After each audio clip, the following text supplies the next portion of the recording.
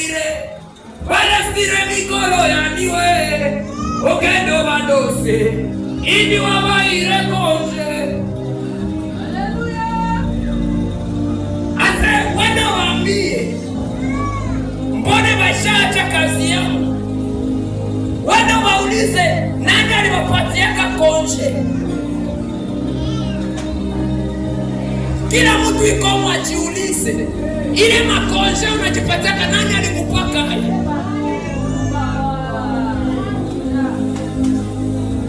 Ushajifanya watu wa Mkristo wa madumecha, Mkristo wa madenestashe. Hii wakati tukuone, hii wakati tusikuone. Lakini tuko na nimero yako, nikeke minite mbona uonekane. Tunashinda kutafuta Roho Mtakatifu, tunatafuta nafsi kwanza. Isionekana hapo ni sadaka. Hii manjanja na tufunikia jua ni sadaka. Hii protire wote ni sadaka. Jina yako iko wapi?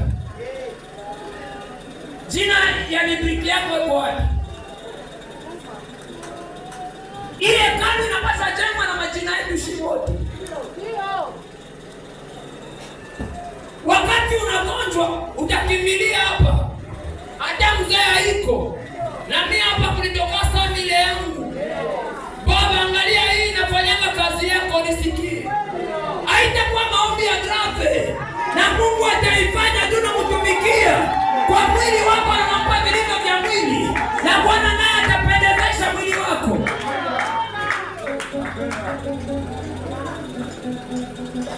Problema ushajiopokesha kama lumecha.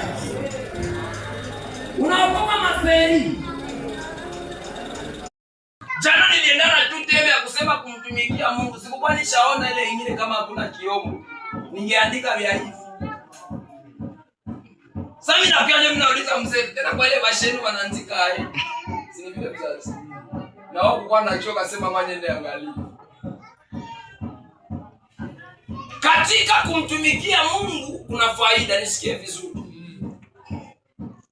Na pasipo kumtumikia Mungu pana madhara makubwa sana.